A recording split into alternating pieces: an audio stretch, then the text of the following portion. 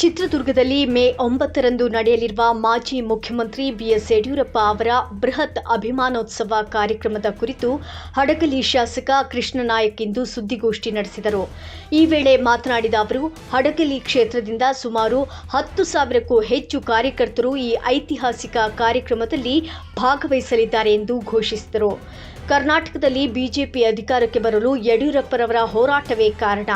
50 ವರ್ಷಗಳ ಹಿಂದೆ ಕೇವಲ ಒಂದು ಸೈಕಲ್ ಮೂಲಕ ಹೋರಾಟ ಆರಂಭಿಸಿ ಬಿಜೆಪಿಯನ್ನು ಕಟ್ಟಿ ಬೆಳೆಸಿದ ಧೀಮಂತ ನಾಯಕ ಅವರು ಎಂದು ಬಿಎಸ್ವೈ ಅವರನ್ನ ಕೃಷ್ಣನಾಯಕ್ ಬಣ್ಣಿಸಿದರು.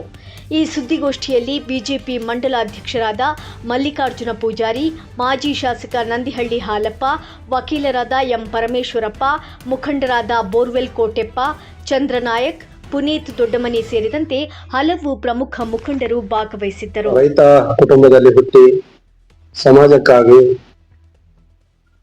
ರಾಜ್ಯಕ್ಕಾಗಿ, ರಾಜ್ಯದ ಬಡ ಜನತೆಗೆ, ಮಹಿಳೆಯರಿಗೆ ಒಂದು ನ್ಯಾಯ ಕೊಡಿಸ್ಬೇಕಂತೇಳಿ ಪಾದಯಾತ್ರೆ ಮೂಲಕ, ಸೈಕಲ್ ಜಾಥಾಗಳ ಮೂಲಕ ಹೋರಾಟ ಮಾಡಿ ಬಿಜೆಪಿ ಪಕ್ಷವನ್ನು ಕಟ್ಟಿ ಬೆಳೆಸಿ ಆ ಪಕ್ಷದಿಂದನೇ 4 ಬಾರಿ ಮುಖ್ಯಮಂತ್ರಿಯಾಗಿ ರಾಜ್ಯದ ಜನತೆಗೆ ವಿವಿಧ ಯೋಜನೆಗಳ ಮೂಲಕ ಹೆಸರುವಾಸಿಯಾಗಿ ರೈತರಿಗೆ ಪ್ರತ್ಯೇಕವಾದ ರೈತರ ಬಜೆಟ್ ಅಂತಾನೆ ಮಂಡಿಸಿ ಇತಿಹಾಸ ನಿರ್ಮಾಣ ಮಾಡಿದಂತ ಮಾನ್ಯ ಶ್ರೀ BS ಯಡಿಯೂರಪ್ಪಜಿಯವರ ಸುಮಾರು 50 ವರ್ಷದಿಂದ ಮಾಡಿದಂತ ಹೋರಾಟ, ಅವರ ಹೋರಾಟಗಳಿಗೆ ಇಂದಿಗೆ 50 ವರ್ಷಗಳು ತುಂಬಿತಾ ಇದ್ದಾವೆ. ಹಾಗಾಗಿ ರಾಜ್ಯ ತುಂಬ ಅವರ ಅಭಿಮಾನಿಗಳು, ಅವರ ಹಿತೈಷಿಗಳು ಒಂದು ಅಭಿಮಾನೋತ್ಸವ ಕಾರ್ಯಕ್ರಮವನ್ನು ಹಮ್ಮಿಕೋಬೇಕಂತೇಳಿ ಇದೇ ಶನಿವಾರ ಚಿತ್ರದುರ್ಗದಲ್ಲಿ, ಅಂದ್ರೆ 9ನೇ ತಾರೀಕು ಚಿತ್ರದುರ್ಗದಲ್ಲಿ ಬೃಹತ್ ಕಾರ್ಯಕ್ರಮವನ್ನು ಹಮ್ಮಿಕೊಂಡಿದ್ದಾರೆ. ಈ ಕಾರ್ಯಕ್ರಮಕ್ಕೆ ಹುಡಲಿ ಕ್ಷೇತ್ರದಿಂದ ಸುಮಾರು 10,000ಕ್ಕಿಂತ ಅಧಿಕ ಜನ ಇಲ್ಲಿಂದ ಹೊರಡ್ತಾ ಇದ್ದಾರೆ. ಸರ್ಕಾರಿ ಬಸ್ಗಳ ಮೂಲಕ,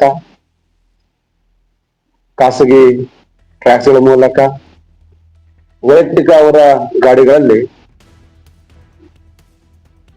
9ನೇ ತಾರೀಕು ಜರುಗಲಿರುವ ಅಭಿಮಾನೋತ್ಸವ ಕಾರ್ಯಕ್ರಮಕ್ಕೆ ಇಲ್ಲಿಂದ ಹೊರಡ್ತಾ ಇದ್ದಾರೆ.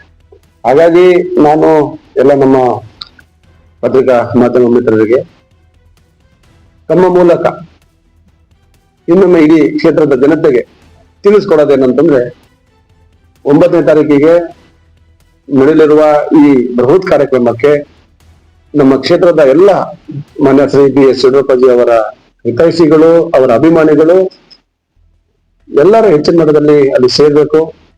ಅಲ್ಲಿ ಎಲ್ಲ ರೀತಿಯ ವ್ಯವಸ್ಥೆಗಳಿರ್ತವೆ. ಒಳ್ಳೆ ರೀತಿಯಿಂದ ಬಂದು ಆ ಕಾರ್ಯಕ್ರಮ ಯಶಸ್ವಿಗೊಳಿಸಿ ಒಂದು ಇತಿಹಾಸದ ಪುಟದಲ್ಲಿ ಸೇರುವ ಕಾರ್ಯಕ್ರಮಕ್ಕೆ ಭಾಗಿಯಾಗಬೇಕಂತ ಹೇಳಿ ತಮ್ಮ ಮೂಲಕ ಅವರು ಕೇಳ್ತಾರೆ.